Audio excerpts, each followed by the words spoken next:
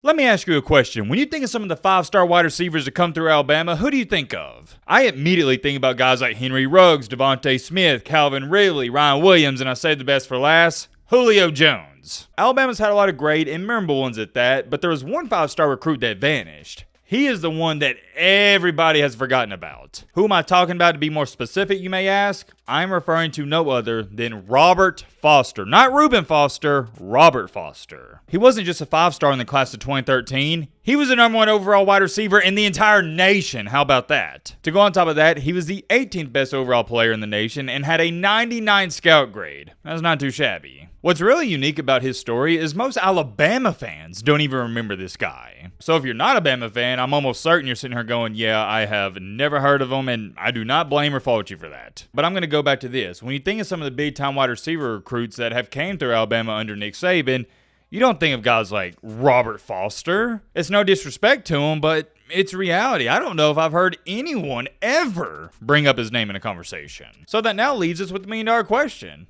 What really happened to Robert Foster? We're going to get straight into this. We're not wasting any time whatsoever. Like we just got done talking about, coming out of high school, five-star recruit, #1 overall wide receiver in the nation, he attended high school at Central Valley, which is located in Pennsylvania. In 2014, as a freshman, he was fighting for playing time. He did appear in 9 games, but he didn't get a lot of action. 2015 was a very pivotal moment in Foster's career because it was supposed to be the season he breaks out. In Alabama's season opener against Wisconsin, he led the team in receiving, had 4 catches, 50 yards, and 1 touchdown. He was off to a great start. In the second game of the year against MTSU, 4 catches for 49 yards, another touchdown. But after the third game of the year against Ole Miss, he had a shoulder injury that sidelined him the remainder of the year. Not only was that a big bummer for Alabama, but it was a big bummer for Foster because he was striving in that offense. His junior year in 2016, it was an odd season to say the least. Despite losing Foster in that 2015 season, Alabama, they go on to win a national championship. And most people thought with him being a big part of that 2015 offense before he went down with that season-ending injury, he was for sure going to be a big part of the 2016 offense, right? Well, just like the man, the myth, the legend himself, Lee Corso says, not so fast, my friend. Robert Foster faced a big dilemma. Number one,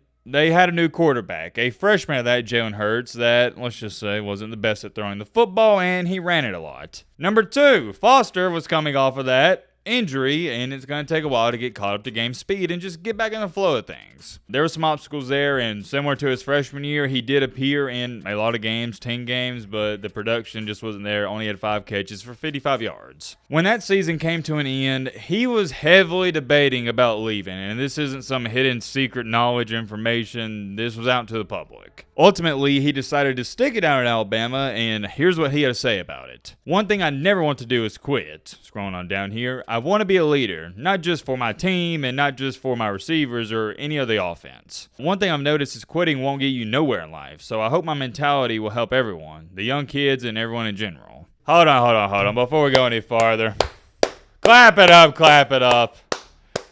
You just don't see a lot of that. You didn't see a lot of that back then, and you're especially not going to see it now with the good old transfer portal. Don't even get me started on that. I can't tell you how much I respect Robert Foster for not quitting when things got tough. You don't see that a lot out of anybody, not just in college football, but in life. Here's what Saban had to say about Foster heading into that 2017 season, and I quote, "Certainly a guy who would be a real plus for us because of the speed that he has, the vertical ability that he gives us on the outside. I think he's playing better than he did a year ago, and hopefully he will continue to improve and have a role on the team. I think we need him to do, I think we need for him to do that." Here's one of the last things Foster had to say heading into that season. "I learned that things aren't always going to happen when you want it to happen. It's a humbling experience for me. Just when the time comes, take advantage of it." Very wise words from him, and I think people can take notes from that. Because it is not easy to go from a 5-star recruit to a guy who's barely played in now 3 years. But like he said, it's a humbling experience, and you got to stay patient and keep grinding, and that's what he did. So I got all the respect in the world for him. I'd love to get up here and tell you he bounced back and he dominated for Alabama in that senior season,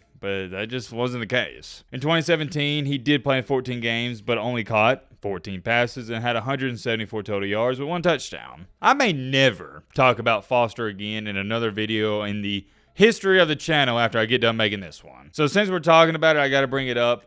He is one of the most unique case studies I've ever seen in doing these documentary videos, story videos, whatever you want to call them. He had elite speed, elite size, was outstanding, never got in trouble. That's the big part. Never got in trouble. I know he had a couple injuries at Alabama, but I'm going to say this again. Never got in trouble, and they could not find a way to get him the ball. They could not find a way to get him playing time. Till this day, doesn't make any sense to me. It's so weird. He wasn't in the doghouse. He was good in practice. He stuck with Alabama, but they just never got him the football. And I get it. You had to have been watching Alabama football to really understand this.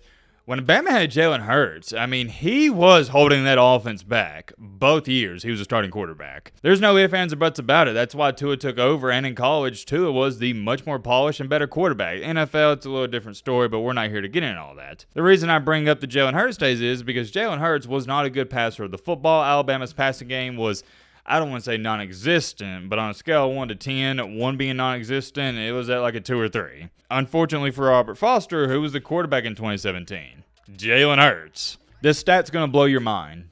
Jalen Hurts, or Tua in that year, never had one game with over 250 passing yards. I want you to think about that. Trust me when I say this, I understand it. I watched every single game that year. But looking back on it, it has me thinking, we probably should have thrown Robert Foster the ball a couple more times, at least throw him a 50-50 ball from time to time. The only time he really got the ball, if you go back and watch it, is a jet sweep, a 5-yard slant, small stuff. Why? Because that's all Jalen Hurts could do. When the quarterback's not getting you the ball or you're not getting opportunities, whatever you want to call it, who does that fall back on? The wide receiver. When it was all said and done, Robert Foster, 5-star recruit, number 1 wide receiver in the nation, only had 389 receiving yards in his entire 4-year career at Alabama. Surprisingly enough, I don't know if a wide receiver with these little numbers has ever had this happen before.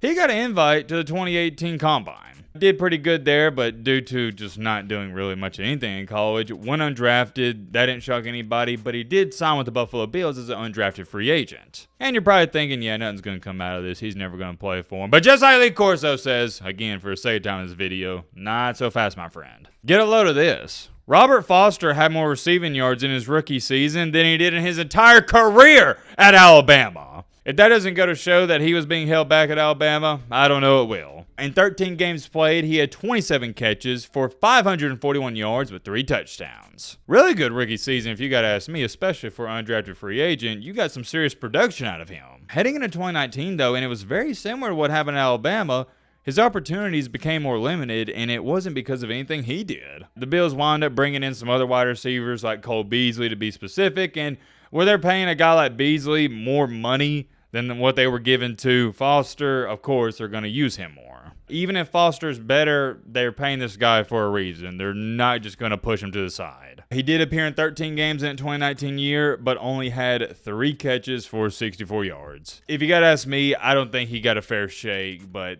that's how it goes if you're an undrafted free agent. I'm not shocked by that. It's why the NFL draft's so important, and we talked about this in some of the recent videos, especially the NFL draft videos. Why being drafted in the 1st or 2nd round is so much more important than being drafted in the 5th, 6th, or 7th round, because teams are more invested in you. They have a lot of skin in the game. For example, Anthony Richardson, who got selected by the Colts, if he has one bad game, or not even one, if he has 5 bad games, they're not going to throw him to the side. They're not going to put him on the back burner and say, oh yeah, we don't care about this guy anymore. No.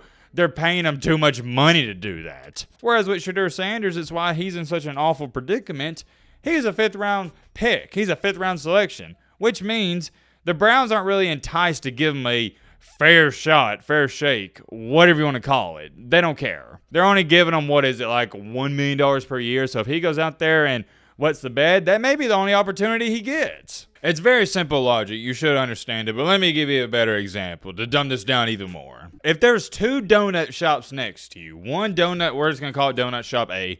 Donut Shop A, they sell just a regular glazed donut for 50 cents, and Donut Shop B, they sell a regular glazed donut for $20. 20 doubloons. How about that? On one Saturday, let's say you go to Donut Shop A, you get 1 glazed donut. They say, all right, that's going to be 50 cents. You take a bite out of it, and it's awful, right? What are you going to do? Either A, spit it out, B, throw the donut away, because it's only 50 cents. It's not that big of a deal. It's not worth the pain and suffering of trying to get your money's worth. But on the contrary, let's say the following Saturday after that, you go to Donut Shop B. Remember, $20 for a glazed donut. That's what you're going to spend on it. This is the equivalent to the first round pick. If you can't get the analogy, you're thinking, oh man, $20 a donut? Gosh, it's probably the best donut in the world. It's got to be top tier, right? You give them the $20 bill. Well, I'm not doing tax and all that. Let's just say $20 for the sake of this video. They give you the donut. You take a bite out of it. And it's awful. Worst donut you've ever tasted. Well, what are you going to do? You're probably not going to throw that donut away. You're going to go, you're going to give it the benefit of the doubt.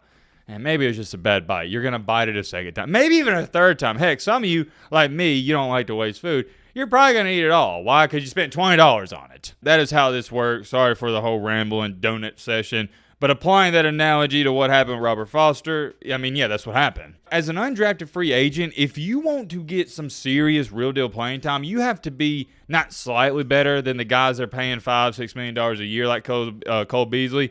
You have to be 3 times better. That wasn't the case, therefore he got dropped. Fast forward in time into 2020, he got waived and he would sign with the Green Bay Packers. They waived him, and then he signed to the Washington football team, where he played in a couple games with them. Nothing really came out of it, and within a year and a half span, he would sign with the Dolphins, Cowboys, Giants, and Colts, and I'm going to make a long story short, he just was bouncing from practice squad to practice squad. He hasn't played a snap in the NFL since 2020, and he hasn't been on a team since 2022. I haven't seen anything that has confirmed his retirement, but I think it's more than safe to say his football career, it's over. When you're not on a team for 3 years, you're not randomly going to get picked up unless you're like Tom Brady or something like that. I can only help but wonder, though, if he would have played for Alabama when they had Tua that one year, Mac Jones, or something like that, and he's averaging nothing crazy. We're not even going to say he has to have 1,000 receiving yards per season. Let's just say he's getting 700, 800 yards per season. He's I think it's more than fair to say, a second, third, fourth round draft pick. I bet to this day he is still in the NFL and he's thriving. I'm not going to say he'd be dominating the league, but he would have had a decent 6 to 10 year career, putting up solid numbers. Kind of like he did in the rookie year with the Bills. The only difference with that year compared to his collegiate years and the later part of his NFL years is he finally got a shot and he took advantage of it. There's very few times when doing research and gathering information for these videos, I feel like a 4 or 5 star recruit got dealt a bad hand, because more times than not, they get dealt the best hand. But this is one of them. He got dealt one of the worst hands I have ever seen. Just very unfortunate. I do gotta say, though, I respect his mentality on all of it, and I love his attitude. Never blamed anyone, never made excuses, and never had the victim complex. Shout out to Robert Foster. I'm sure whatever he chooses to do for the remainder of his life, he's gonna be successful at it. To Robert Foster, if you're somehow seeing this video, my brother, wishing you the best of luck. Many more things I could say, wanted off here. I'm curious. Let me know your thoughts down below. But